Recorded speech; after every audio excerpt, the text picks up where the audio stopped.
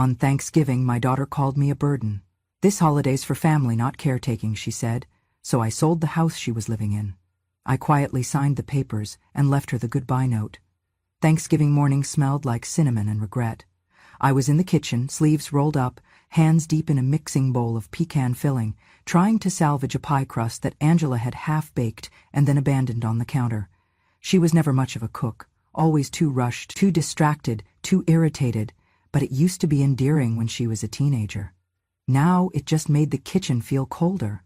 I had just poured the filling into the crust when she stormed in, her heels clicking like judgment. She didn't look at me, just reached for the knife block and yanked the carving knife from its slot with a sharp metallic hiss. Then she turned toward me. "Jesus, Mom," she snapped. "You're like a mold in this house, quiet, useless, and slowly spreading guilt. This holiday's for family, not your guilt trips." I froze. The pie tin in my hands trembled slightly, and I set it down on the countertop before my fingers betrayed me. I didn't answer. Not with my mouth. My eyes, maybe. They always say my eyes speak, but not my lips. I simply looked at her. I looked at the woman I had once rocked to sleep in my arms, who used to beg me to stay a little longer when I tucked her in, who had clutched my dress at every doctor's appointment, every school recital. That little girl was long gone. All that remained now was something hollow and hard, dressed in designer blouses and carrying bitterness like a handbag. Angela wasn't done. She motioned toward the stove. "You just keep hovering like a ghost," she said, rolling her eyes. "You stand there acting like you're doing something. Making one dish doesn't count as helping, Mom. Honestly, it just clogs the kitchen." "I can make the gravy, too," I offered gently. She let out a bitter laugh. "What? So we can all die of boredom before it thickens? No, thank you." I turned back toward the oven and set the temperature. My hands moved on their own now, like they had for decades. Through diaper changes, through late-night meals, through sickbeds and first heartbreaks.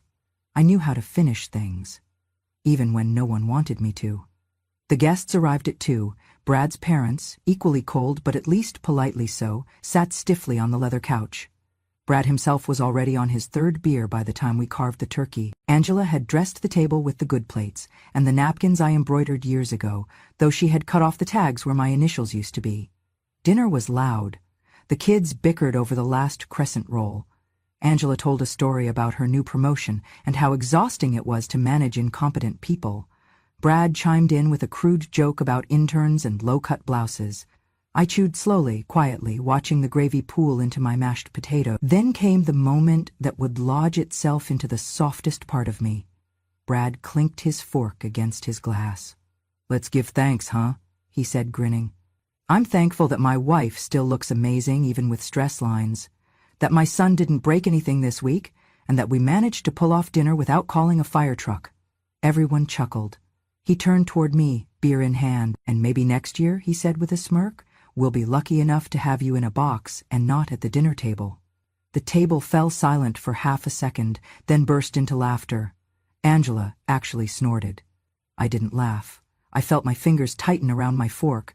I set it down, straightened my back, and looked around the table. That was when Lily, the 13-year-old, added with a smirk, "Grandma smells like old cheese and depression." There it was, a punch from a child. Not even hers. Mine. My chest didn't tighten, my face didn't twist.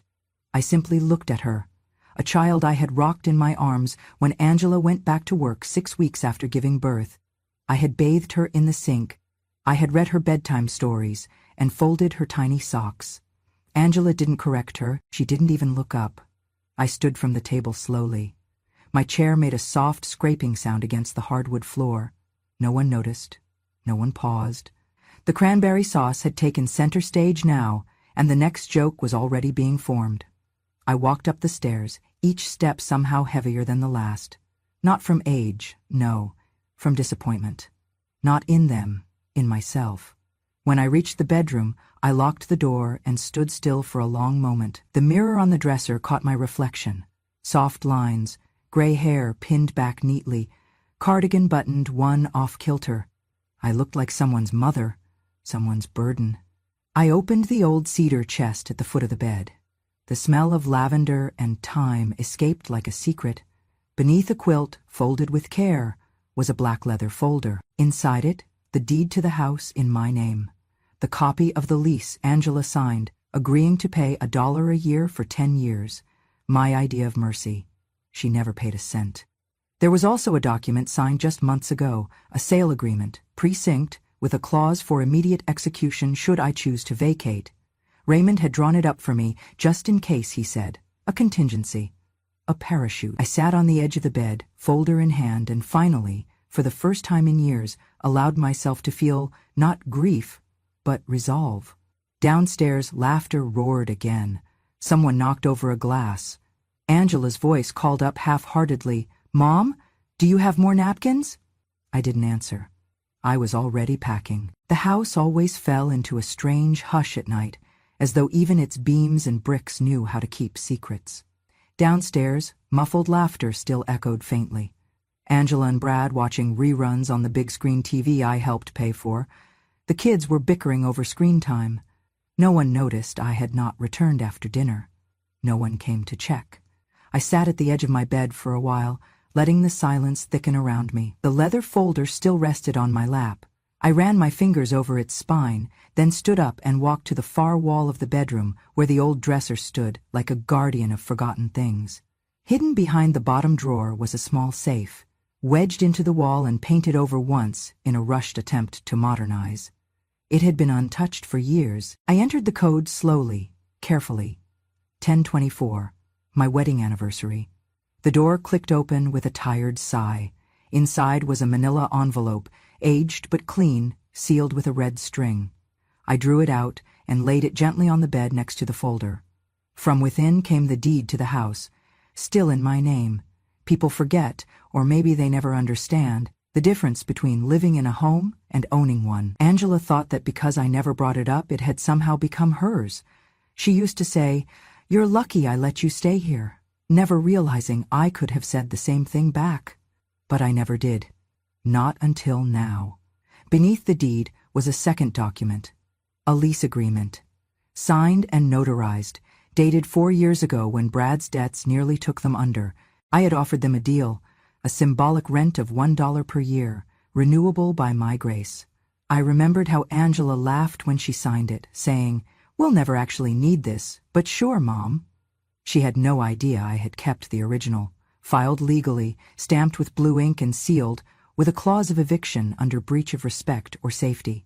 Another suggestion from Raymond, who never quite stopped looking out for me. Raymond Dale.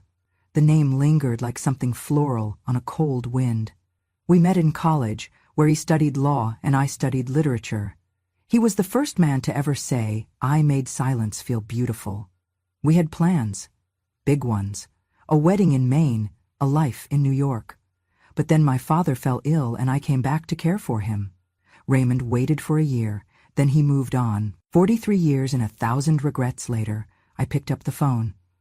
I dialed the number he had written into the back of a Christmas card 5 years ago. It had said simply, "If you ever need a way out, call." The phone rang once, twice, then, "This is Raymond." His voice was deeper now, rougher around the edges, but still calm, still warm. I said nothing for a moment. Then, "Raymond, it's Mary." There was a pause, then a small inhale. "Mary Wallace," he said slowly, as if tasting the years. "Is this about them again?" I closed my eyes.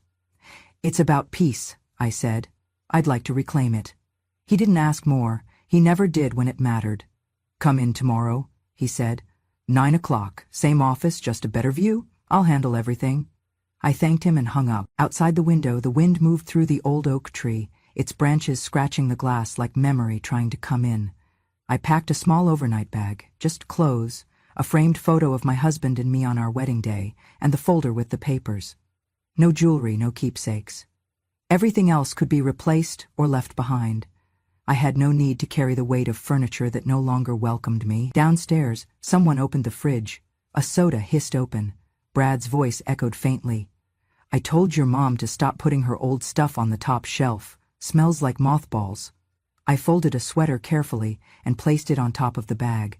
Then I sat down and wrote a note. Not the note, not yet. That would come later. This one was just for me. I jotted a list. Raymond at 9, Get sale, contract notarized. Cancel utilities in my name. New address, TBD. Leave the pie on the counter. I stared at the last line for a long time, then smiled. Sleep did not come easily that night, but it came. Around 1 a.m. I slipped into it like slipping under cold water, uncomfortable, necessary, and strangely clean. The next morning I woke before the sun. I moved through the house quietly. I baked another pie, this time apple. I left it cooling on the counter. Then I wrote the real note, the one I would leave behind when it was all done. I did not sign it, Mom. I signed it, Mary. I closed the front door gently behind me and stepped into the chill of Thanksgiving morning, the world still hushed, the sky painted in watercolor grays and pinks. A silver car waited in the driveway, a ride I had ordered under a new account so they wouldn't see. The driver was a young man, polite but curious. Headed anywhere special today, ma'am? I looked out at the empty street, my house shrinking behind us in the mirror. Yes, I said, somewhere I should have gone a long time ago. Morning light spilled in through the sheer curtains as I zipped the final pocket on my overnight bag. The house was still asleep. No footsteps upstairs, no bathroom door creaking, no kitchen clatter. Just the low hum of the heater and the ticking wall clock beside the staircase. I had already showered, dressed, and packed by the time the Uber texted that it was 5 minutes away. My fingers hesitated briefly over a small box on the nightstand. Mahogany, hand-carved, with a soft satin lining inside. I opened it and placed 3 items within, the signed deed of sale, the cancellation of the lease, and my letter. Then I walked downstairs, quiet as fog. Angela had left her shoes scattered at the foot of the stairs again, one heel hanging off the last step like a half-formed thought. Brad's jacket lay slung over the banister. An empty beer bottle sat beside the TV remote. There was a smell of old pizza, dryer sheets, and something else. Maybe the scent of a family that had outgrown its soul. I placed the box carefully in the center of the dining table, where last night's laughter had bloomed like a weed. I folded the napkin beneath it, embroidered with the initials M.W., and tucked the smallest corner of the letter under the lid. I didn't cry. I hadn't cried in months, maybe years. I just stood still for a moment and looked around that kitchen, that living room, those walls I had painted, that fireplace I once lit during Angela's chickenpox fever, that window I had stared through while holding my first grandchild. None of it belonged to me now. It never had. I stepped out the side door with my bag slung over one shoulder and closed it gently, careful not to let it slam. The air was crisp, carrying the scent of cedar and wood smoke. Thanksgiving morning. Most houses were just waking up, kitchen lights flicking on, someone lighting a stove, children tugging on blankets. Mine would not notice I was gone for hours. The Uber arrived right on time, a gray sedan, with a driver who looked no older than my youngest student had been back when I taught 8th grade English. He smiled and took my bag. Mary, right? Heading to downtown? I nodded. Just to the notary office. We drove in silence most of the way. Outside, the town blurred past. A drugstore, a closed diner with a handwritten Happy Thanksgiving sign, a boy riding a bike with 2 flat tires. I watched it all like someone watching a movie they'd already seen but forgotten the ending to. Raymond's office was on the 5th floor of a newer building tucked between 2 banks. It had polished floors, a calm receptionist, and walls lined with books, real ones, not decorative, not for show. I saw a framed photo of him with a horse, another with a vineyard, a third of him standing beside a boy who looked just like him. A son, maybe, or a student. I never asked. The receptionist smiled warmly. Mr. Dale is expecting you. You can go right in. The door creaked slightly when I pushed it open, and there he was. Raymond stood from behind his desk, taller than I remembered, his hair now fully silver, but his eyes the same soft brown that had once watched me quote Emily Dickinson from the back of a pickup truck. He didn't greet me with a hug or a handshake. He simply said, "I brewed the good coffee, the one you liked."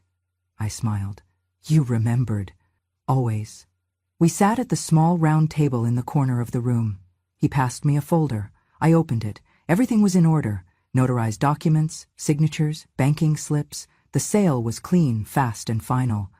The transaction would officially finalize the next business day, per the standard 24-hour processing window, which gave me just enough time to disappear without raising alarm. I've transferred the funds to your account, he said. But more importantly, this is the address of the ranch. He slid over a printed sheet. You can come today. The guest house is ready, unless you want to stay in the main house. I looked up at him, surprised. I was serious when I said the offer stands, he said, eyes steady. Stay as long as you like. As long as you need. Or forever. You choose. I swallowed, then nodded. Thank you. I think I'll take you up on that. We didn't talk about Angela, not directly, but before I left, as he walked me to the elevator, he paused. You waited too long, Mary, but you didn't miss your moment. That matters. I wasn't waiting, I said softly. I was hoping. He nodded. Same thing, sometimes. By the time I returned to the neighborhood, it was nearly noon. The Uber dropped me off 1 block away so I could walk the rest. I took the long way past the park, the elementary school, the bakery that used to sell the apple fritters Angela loved as a child. The street was quiet now, most cars parked, most curtains drawn back. As I approached the house, no, their house, I felt no pain, no nostalgia, just clarity. I slipped the key from my coat pocket and placed it inside the mailbox. I stepped back, looked up at the windows where I had once taped up paper snowflakes and birthday banners, then turned away for the last time.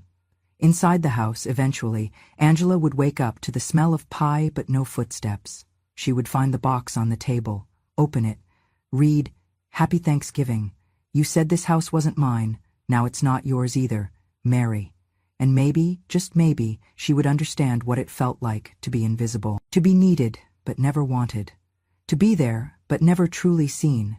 But by then I'd be long gone, toward peace, toward horses and grapes, and maybe, if life was kind this time, toward someone who remembered how I liked my coffee.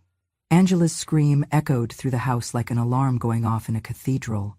It happened around 11:30 a.m., just after she'd finished her second cup of coffee and wandered into the dining room looking for the leftover pie. Instead, she found the box.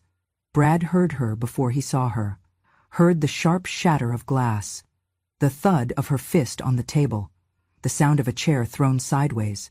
He came in groggy, rubbing his temple from last night's beer, only to find his wife, red-faced, clutching a piece of paper in one hand, her mouth twisted into a snarl. She sold the goddamn house, Angela shrieked. She sold it to some old boyfriend and ran off like some kind of dramatic princess. Brad blinked. Wait, what? Angela shoved the documents into his chest. Read it, read every last word. She signed it. It's done. We're out. We're homeless. He skimmed the paperwork, confused but quiet. It was all legal, stamped, notarized, and most damning of all, dated 2 weeks ago. Angela began pacing. That old witch. She tricked us, pretended to be this sweet, senile, baking grandma when she was planning this the whole time. She's not even confused. She's evil. She grabbed her phone from the counter and dialed. Brad just watched as she put the phone on speaker. Hi, Mr. Colton. It's Angela Carson. Yes, I need urgent legal representation. My mother. She's in mental decline. She signed away the house under what I believe is manipulation and confusion. She was not of sound mind. I think she's being financially abused by someone, maybe an old boyfriend. Yes, elder abuse. We need to challenge the sale and freeze the transfer of ownership immediately. Brad frowned but said nothing. Angela continued, piling lie on lie like bricks in a wall. She didn't even remember my birthday this year. She confuses the kids' names. She thinks the year is 2014 sometimes. No, she doesn't have dementia, but she has episodes. It's documented. I can get a neighbor to confirm. And she left us with no housing. It's negligence. It's theft. The call ended. Angela dropped the phone on the counter, chest heaving. Brad picked it up and read the last call log, a 16-minute conversation with a law firm she used once in a custody dispute with her ex. Then she texted someone quickly. He caught a glimpse of the name Marla, her best friend since high school. Her message read, If the courts don't fix it, maybe stairs will. Brad froze. Angela didn't notice. She tossed the phone aside and began throwing cookbooks into a trash bag. She thinks this is some kind of lesson? That she can humiliate me and ride off into the Truxas sunset with a lawyer and a bottle of red wine? Brad stared at the phone, rereading the message. His heart beat slower, louder. He sat down. You know, he said finally, I never asked how this house got paid for. Angela looked up. What? The down payment, the remodel, the new kitchen, that came from your mom, didn't it? Angela rolled her eyes. She offered. What, you're on her side now? Brad's voice was low. No, I'm just remembering. She helped us after my back surgery, paid 3 months of mortgage when I lost my job, bought Lily's braces, covered the electric when we couldn't. And you? You call her fungus? Angela's expression hardened. Don't start this now. But Brad wasn't done. You told her she smelled like old books. You laughed when the kids mocked her. And now you're texting your friend with what, thinly veiled murder plots?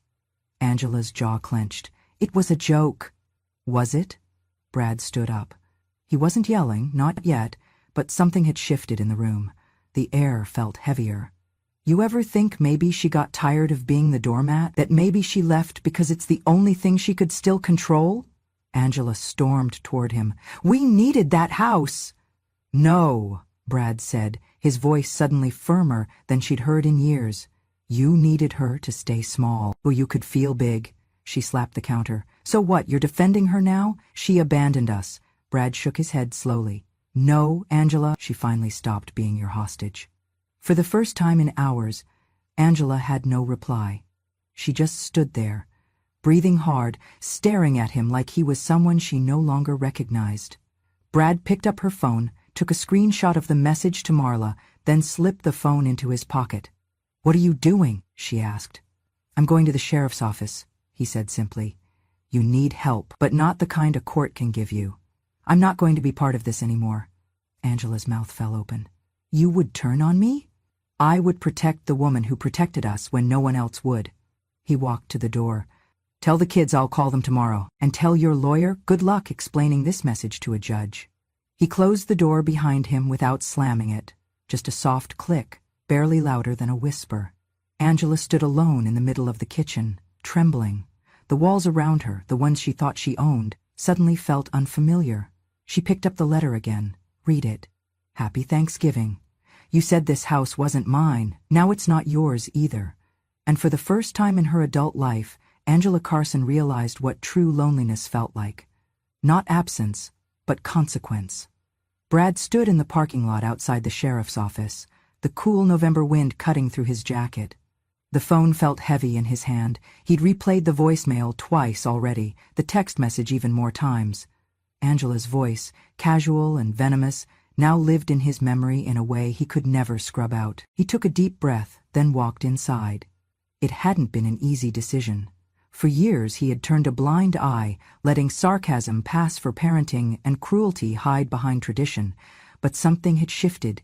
He had seen too much for too long, and silence now would be its own kind of guilt. The officer at the front desk looked up as he approached. Can I help you? Yes, Brad said. I'd like to report a potential premeditated assault, and possibly elder abuse. I have evidence. It started there. Brad gave a full statement. He played the voicemail of Angela's call to Marla, where she said plainly, if the courts don't fix it, maybe Stairs will. He handed over screenshots of her texts, including one that read, she's ancient, Brad won't stop her, and one accident would solve everything. And he handed over something else, Angela's past emails to her lawyer, which he'd found on the shared laptop. In them, she crafted a narrative that Mary was mentally declining, referenced false medical claims, and even attached photos of old pill bottles she planned to plant in Mary's room to strengthen her case. She's setting her up, Brad had told the detective, and if she doesn't win in court, she'll try to win by force. The next morning, a formal petition was filed with the local court. Judge Miriam Rusk, a stern woman known for her zero tolerance toward elder exploitation, reviewed the submission. Given the potential for harm and the clear, documented evidence, she called an emergency hearing. Mary sat quietly beside Raymond in the courtroom 3 days later. The walls were tall and white, the lighting clean and clinical. She wore a dark blue coat, her hair tied neatly back. Her hands were folded in her lap, trembling only slightly. Angela sat at the defendant's table, dressed in a blazer too tight for humility. Her hair was straightened, her makeup flawless, but her eyes darted, flicked, trembled. Brad sat behind Mary, staring ahead. His jaw clenched every time Angela glanced his way. Judge Rusk called the hearing to order. The prosecution presented first. Raymond rose slowly, confidently, holding a file thick with printed pages, digital transcripts, and notarized documents. "Your Honor," he began, "this is not a dispute over property. This is a pattern of psychological manipulation, financial exploitation, and, most disturbingly, intent to commit physical harm toward an elderly woman. My client, Mrs. Mary Wallace, has not only been vilified and used by her daughter for years, but was nearly the victim of a calculated act of violence." He handed the judge the lease agreement Mary had drawn up with Angela, signed, witnessed, and notarized 4 years earlier. Despite this lease, which legally designates Mrs. Wallace as landlord and grants no ownership of the property to the defendant, Ms. Carson attempted to reverse the home's sale using claims of mental incompetence, without any medical evaluation or history, because she had none. He then submitted the sale contract to Raymond, dated, signed, and transferred legally with all rights. Then came the text messages, the voicemails, the emails. He even played the audio aloud in the courtroom. Angela's voice echoed, "She's not going to last much longer anyway.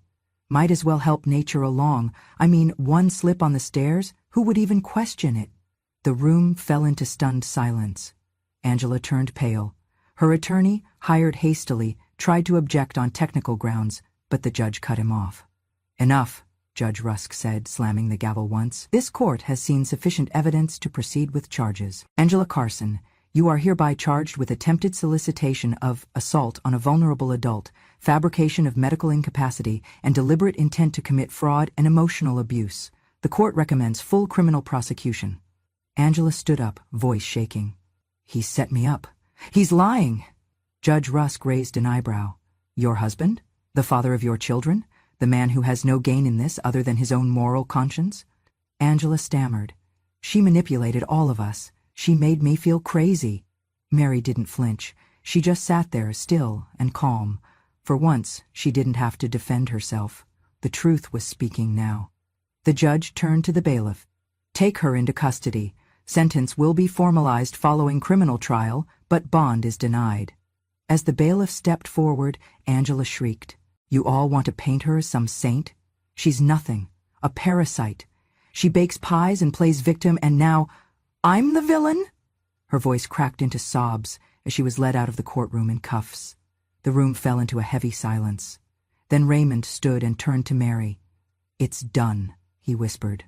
Mary nodded. Her eyes were glossy but dry. As they turned to leave, Brad stood up.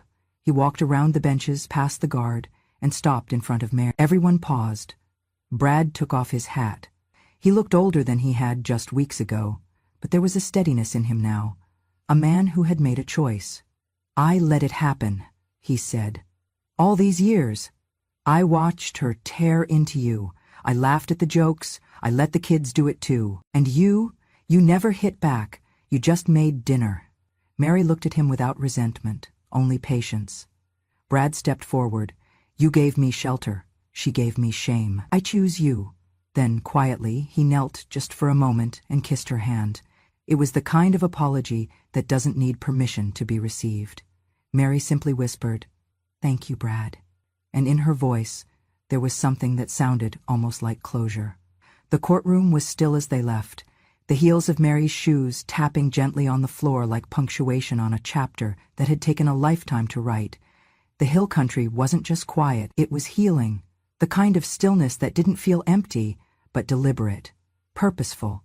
The way the wind moved through the tall grass, the way the sun touched the tops of the sycamore trees at dawn, it all spoke a language I hadn't heard in years, a language that said, "You're safe now." Raymond's ranch was tucked away down a gravel road, about 45 minutes from the nearest town. Horses roamed the fields, slow and free. Vines curled along the fences, their purple grapes swelling in the late fall sun. The ranch house itself was modest but warm, its stone foundation old and proud, its porch wide and welcoming. He gave me the guest house out back, 1 bedroom, a writing desk by the window, a clawfoot tub that creaked when the wind changed, and a porch swing that swayed even when I wasn't in it. At first, I thought I'd just stay for a week or two. Then I found myself planting rosemary in the side garden, then repainting the shutters, then helping him reorganize the barn. One day bled into the next. like melted butter on warm cornbread. I didn't want to leave. We never talked about marriage. Not because we were too old, but because we were finally too honest. We didn't need it. Raymond started calling me his partner in peace, and that felt more real than anything we could have signed in a courthouse. It was Raymond who had the idea first. "You know," he said one evening as we sat on the porch, sipping coffee while the stars blinked above us, "there are women out there just like you, women who get treated like old furniture, who get left behind in homes they helped build." I looked out at the quiet field beyond the vineyard. "I know. I used to be one of them." He nodded. "Let's do something about it." That winter, we converted the old barn into a 3-room cottage with a common kitchen and a wide deck. Then we added another cabin. Then a third. Word spread faster than we expected. At first, it was just a friend of a friend who needed a place after her son moved his new wife into her bedroom. Then it was a former nurse whose daughter locked her out during Christmas. Then another. And another. We named it Mary's Porch. It wasn't a shelter. It was a place to begin again. No rules, no curfews, no check-ins, just hot meals, warm blankets, and listening ears. We grew vegetables. We painted. We wrote letters we never sent. We sat under the stars and told stories we hadn't dared to speak out loud in years. I didn't plan on becoming a symbol, but the newspaper ran a piece one Sunday. "From exile to empowerment, one woman's porch becomes a sanctuary for the forgotten." We started getting mail. Some of it was hate, angry children who said we were turning their mothers against them.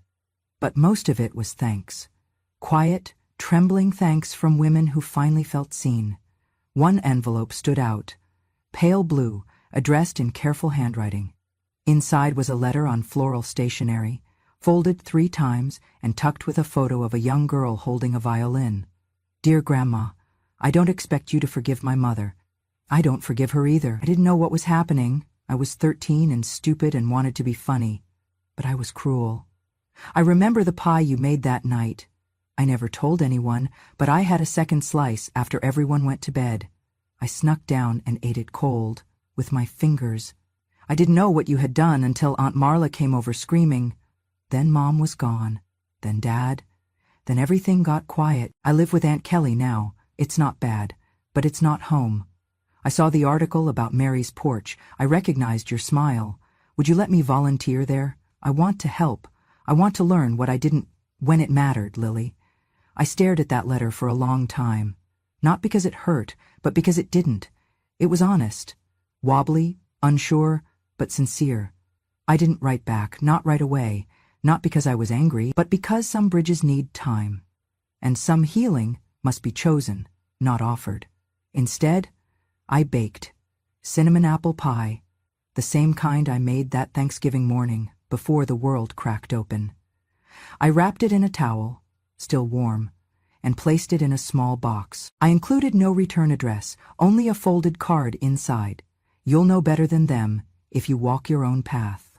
Weeks passed. Then one morning, as I poured coffee into a tin mug and stepped onto the porch, I saw a girl in a denim jacket standing by the gate. She had a violin case slung over one shoulder and a shy look in her eyes. She didn't speak right away. I didn't rush her. Finally, she lifted her hand in a half wave. I nodded, and that was enough. Now she comes every weekend. She plays music during Sunday suppers. She helps plant the garden. She listens more than she speaks. The women love her. They don't call her Lily, they call her Patch, because she said she's just trying to patch the hole she made. She smiled when they gave her that name. I smiled too. I sit on the porch every evening, watching the sky turn purple and gold, listening to the wind through the wheat and the hum of laughter behind me. Raymond brings me tea at sundown. Sometimes we talk. Sometimes we sit in silence. He tells people I saved him from retirement boredom. I tell people he saved me from disappearing. Neither of us is lying. I used to think peace was something that happened when the pain stopped, but now I know it's what you build when you choose not to pass the pain forward. So I built a porch, and women came, and together we stopped shrinking. Angela had always hated silence. Even as a child, she filled every room with noise, demanding, complaining, pushing. It was how she felt seen, how she measured her existence.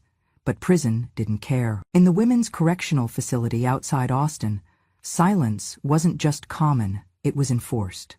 Angela learned quickly that shouting got you nowhere. Inmates had their own rhythm, their own justice, their own way of sniffing out a fraud. And Angela Carson, with her designer glasses and condescending glare, didn't last long as someone to be feared or followed. The other women called her royalty, but not kindly. The ones she tried to manipulate saw through her fast. She cried about being set up, whined about how my mother turned my own husband against me, and begged anyone who would listen to understand that she was the victim. But the more she spoke, the more she isolated herself. Even the guards stopped giving her the time of day. After 3 months, both of her children stopped writing. Lily, her oldest, sent a single letter that said, "I'm safe, I'm with people who care. Don't contact me again unless it's to say you're sorry." Angela tore it to shreds. Her youngest son, Ethan, had gone quiet even before the sentencing. He was only 9 when she was arrested. After a failed attempt at living with a family friend, Brad had taken full custody. He never answered her letters either. The guards told her one day, casually, that Ethan had been caught shoplifting at a gas station. Not out of need, just to be seen. They said he was sent to juvenile rehab. Angela asked if she could send him a gift. They said no. He was listed under restricted contacts. Angela stopped eating for 3 days, then started again. There was no point in starving. No one would care. She held on to one thing, hope that her lawyers could still find a loophole, that something about the mental capacity claims would stick, that the sale of the house might be reversed, that she might get something, anything, back. And then, one Thursday afternoon, just after lights out in the yard, her name was called over the speaker. Carson. Mail. She rushed to the desk, expecting a letter from her lawyer, maybe even Brad finally realizing his mistake. Instead, she was handed a stiff manila envelope stamped with the seal of a property development firm. Her heart raced as she opened it. Inside was a formal notice. Miss Angela Carson, we are writing to inform you that the property located at 218 Sycamore Lane has officially been repurposed under the guidance of Mary's Porch Foundation and Hill Country Legal Trust. As of last week, the property is no longer listed as private residence. It is now legally and permanently designated as a community center dedicated to housing and rehabilitating elder women experiencing family abandonment or abuse. Furthermore, due to your previous conviction and behavioral risk assessment, you are formally restricted from approaching within 500 feet of the property. Any attempt to make contact with personnel or residents at the location will be considered a violation of parole upon your release. We wish you a peaceful rehabilitation. Angela read it 3 times, lips trembling, vision swimming. She laughed once, short, bitter, a dry bark that startled the woman in the bunk across from hers. Then she slammed the envelope on the metal table, stood up, and screamed at the top of her lungs. "That witch ruined me!" No one answered. The guard on duty didn't even flinch. He just leaned against the wall and sipped his coffee. Angela was sent to solitary for the outburst, 48 hours in a concrete box with nothing but her thoughts. She screamed again, softer on the second night, but it wasn't the same kind of rage. It was thinner now, desperate, cracked, because deep down she knew Mary hadn't ruined her. She had done that all by herself. Outside, in the world she no longer controlled, things moved forward, slowly, but with intention. Brad rented a modest home in a quiet neighborhood near the edge of town. The yard was patchy, the dishwasher rattled, but it was home. He didn't have much, but he had peace. He framed a photo of Mary and placed it on the windowsill above the kitchen sink, not out of guilt, but gratitude. Every Sunday he wrote her a letter, even if it was short. Lily still volunteered at Mary's Porch. She started a music program for the older women, called it Strings and Stories. On warm afternoons, you could hear the soft sound of violin echoing through the garden, mixing with laughter and the clink of teacups. She never talked about her mother, not out of hatred, out of distance. Ethan returned from the youth rehab program with quieter eyes. He planted carrots in the school garden and read books about astronomy. He didn't ask about his mom anymore. Only asked Brad once if Grandma still made those pies. Brad said she probably did, and maybe one day they'd taste one again. Back in her cell, Angela was allowed out after 48 hours. She didn't speak for days. She just sat on the edge of her cot, staring at the floor, lips moving silently. The envelope still sat on her shelf. She hadn't thrown it away. She hadn't burned it. She read it every night, and every time she did, the part that stung the most wasn't the legal order. It was the name. Mary's Porch. Not Wallace House, not Sycamore Retreat, not even the Carson Center, something she might have imagined in her days of vanity. It was Mary's. The woman she'd mocked, belittled, pushed. And now, Mary's name was a landmark, a legacy. Angela's name, a cautionary footnote. No one remembered who built the kitchen, or painted the walls, or laughed at the Thanksgiving table that night. All they remembered now was who left and who stayed, who gave and who tried to destroy. Angela Carson wasn't just in prison. She had become the very thing she feared most. Irrelevant. The headline sat in bold above the fold of the Sunday edition of the Hill County Gazette, flanked by a sepia photo of me sitting on the porch swing, a mug of tea in one hand, a gray cat curled by my feet. Don't call me a burden, my shoulders built this house, by Mary Wallace. It wasn't the kind of piece people usually expected from an old woman. It wasn't a recipe column or a nostalgic tale about the good old days. It was a reckoning, a story too many women live and too few tell. I started with the truth, not the kind shaped by bitterness, but the kind polished by time. I wrote about how I raised a daughter who grew up believing love was measured in what you could take, not what you gave. I wrote about how I made her school costumes by hand, worked night shifts to cover her college fund, and gave up a second chance at happiness to stay and help her raise her own children. And I wrote about the silence, the kind that grows when you let yourself be erased slowly, day by day, until one Thanksgiving you realize you're just the hands that serve the food, not the name on anyone's heart. I wrote how the jokes started small. She's just old-fashioned. She forgets things sometimes. She always has an opinion, doesn't she? Until one day, your presence becomes a burden, your voice an inconvenience, your care a weapon turned against you. And the people you gave everything to hand you nothing but a paper plate and a seat by the trash can. That was the year I stood up and walked away. No screaming, no plates thrown, just quiet action, legal truth, and the unshakable knowledge that my value did not end when they stopped appreciating it. I sold the house I paid for. I walked away from the family I built. I chose myself for the first time in 74 years, and the world didn't fall apart. It opened. Raymond says the article will ruffle feathers, that some might call me vindictive, that others will accuse me of airing family laundry. Let them. Because for every woman who reads this and says, "This is my story too," I know it was worth it. I know what people think of women like me.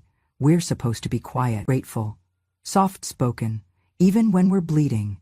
We're not supposed to fight back. We're supposed to nod, smile, and vanish gently into someone else's spare room. But I didn't. And now, there's a porch with my name on it, and laughter again in my lungs. They called me a burden, but my shoulders built the house they now remember with longing.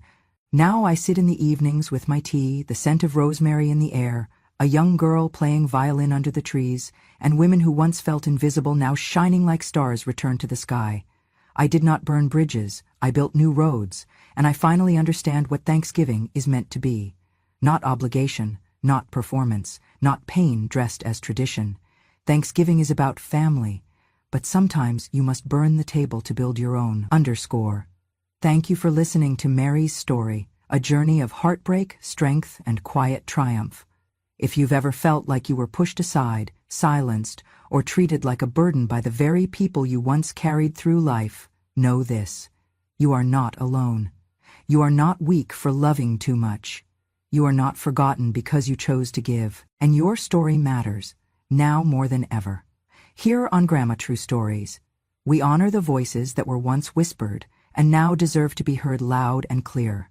If Mary's story moved you, inspired you, or reminded you of someone you love, click that subscribe button and join our growing community.